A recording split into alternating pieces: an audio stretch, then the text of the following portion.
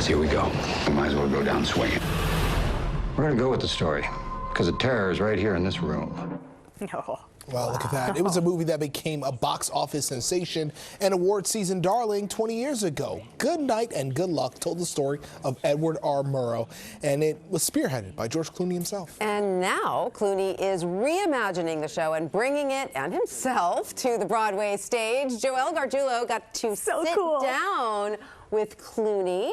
Is he? Wait, he's so charming. Yeah. Like, like I've been doing this for a long time. I think this is year 16, and there's not that many people where you're just like, oh my God. But George Clooney is one of them, because he's one of the biggest stars of our day, but he's also such a pro, such a gentleman. And yes, he is making his Broadway debut. Cool. So he held an old school style press conference to announce his cast, and I got to chat with him all about the project.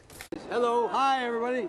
How are you? There it is, his name in lights, George Clooney at the Winter Garden Theater. How's the family? They're really great. Yeah. They're having fun. They're here. They're in school. They're having a really good time, and it's exciting. It's a different world for us, and it's exciting to be here. The show is Good Night and Good Luck, a stage adaptation of the 2005 film Clooney co-wrote and directed.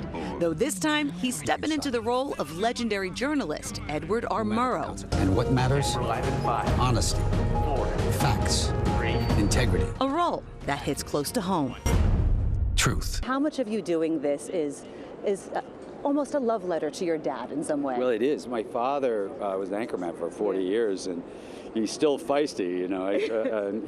He's going to come see the play, and I'm sure I'll get some brutal notes about journalism from my dad. But yeah, I'm very proud of the person that my father has been his whole life and career. He taught me all the things that I believe in, and I'm proud to represent his craft. What do you remember about being a kid and going to visit him at work? I used to run the teleprompter for him. Stop it. In the old days, and teleprompters in the old days was a camera on top of paper that was taped end to end. Yeah. And you would run it underneath the camera with a big light on it, and then whenever they do a commercial break, they go cut that segment, and you had a giant paper cutter, and you would cut it, and then you tape it back together. That's how old I am. The play follows Murrow's historic confrontation with Senator Joseph McCarthy, a story Clooney says still resonates. Unfortunately, this is a story that has been relevant for 100 years and continues to be relevant, and so I think it's a good time to always remind ourselves of us at our best.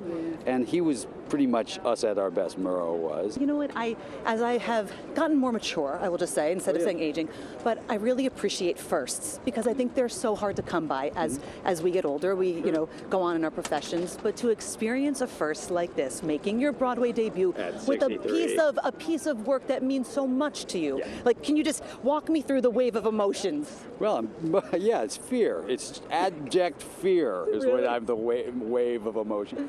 Yeah, I'm terrified, but I mean, that's not such a bad thing to be. It's a kind of a good thing in life to constantly be doing stuff that you don't feel comfortable with or you don't feel competent in. I love the story. As for opening night, good night and good luck. Is Brad Pitt getting an invite to opening night? No, he's not. In fact, I don't want him around. Apparently, we're fighting. I saw some article the other day. We're fighting. I don't know. I don't know where Brad is right now. He's shooting a movie, so he's almost done, and then we're gonna do another film together soon.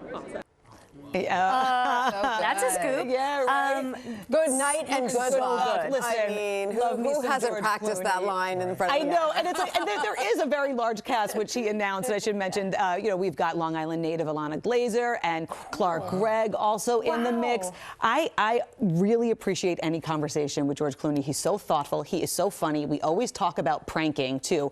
George Clooney, I don't know if you guys know this, is like the world's biggest prankster. So he told me a good story yesterday. In the past, he's told me a story about how he pranked Brad Pitt. He had a stationery made with Brad's name on it and sent it to Meryl Streep, offering dialect help.